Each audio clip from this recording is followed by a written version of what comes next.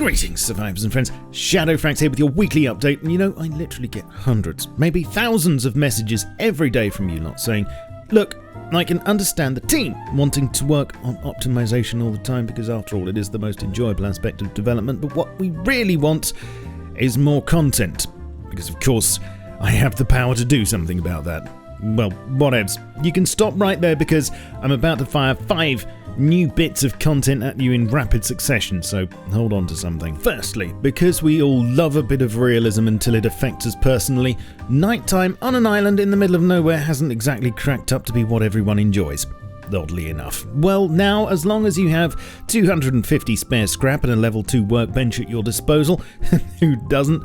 That's no longer a valid excuse to be a nocturnal self-isolator. Now, on Staging Branch, you can buy a pair of these chaps from your local bandits, or after spending 125 scrap to research, they can be crafted for 10 high-qual and a couple of tech trash each. In the same way as diving tanks, they start off with a charge, which lasts about 900 seconds. You can toggle them on and off with F, and when they run out, you can refill them at a level 2 or above workbench. However, because rechargeable batteries, their maximum charge level is reduced a bit every time you do so. As well as lensing themselves to some good old tactical node harvesting, they could, I guess, be used to, I don't know, see other players. Just be careful whom you creep up on to surprise though, as there is a trade-off. You can't wear anything else on your head with them, not even bunny ears, and they don't offer a massive amount of protection compared to other hats. Something that a few of you asked me to scope out for you in this video is how they're affected by various light sources, so here we go.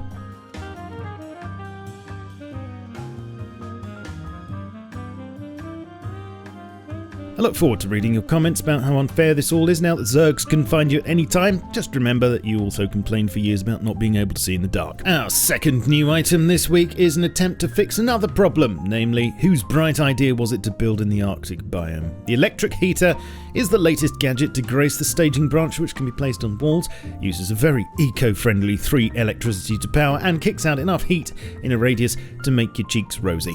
All 4 of them if you're a fresh spawn. It's a level 1 workbench item that costs 200 francs to craft, and at the moment the research costs are a very affordable 500 scrap, although like everything else I'm mentioning, it's subject to change before the update to main on 7th of May. The next 3 new items are all water-based.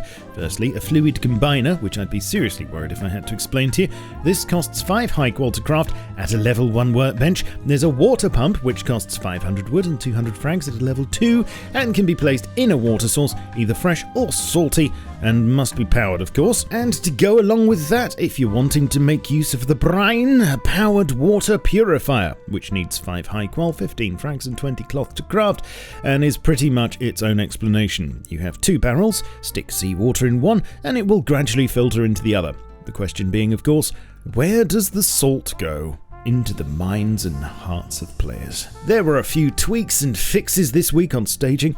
Oil refineries can be repaired, and there were a number of changes to monuments to cut off many shortcuts and make things a little trickier. These include hackable crates at both oil rigs now being behind red keycard doors, keycard spawns on the large oil rig having been removed, various sheet metal coverings being added to block off shortcuts to keycards at the harbours, power plant, train yard and treatment plant, more sands at the launch site, and an extra sentry at the compound to protect the recycler.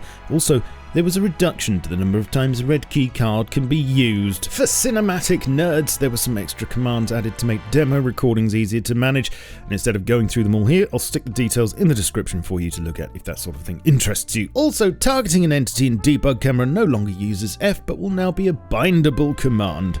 Again, details of how to do this will be in the description. In works in progress, all the usual stuff still going on in the background, although this week it's interesting to see that finally we can expect to get an update to animal models, with new boar, wolf and stag art being worked on, it seems. And lastly, last week I mentioned a mixing table, and although the team are still being tight-lipped about it, from the commits it seems that one use will involve tea recipes, along with mention of modifier buffs. As an Englishman, of course, this is of definite interest to me, but what varieties will we be able to mix? Burlap sang souchong? Gunpowder? Zergamot maybe? Stay tuned and I'll give you all the exciting details as soon as I get them. Join me on Twitch, where I stream stuff every week, link below. Keep up to date with my uploads and thoughts on Twitter, Facebook, Discord and my Steam group, and support me on Patreon if you're able to at this time. I shall catch you all soon, but in the meantime, keep calm and stay rusty. Cheerio.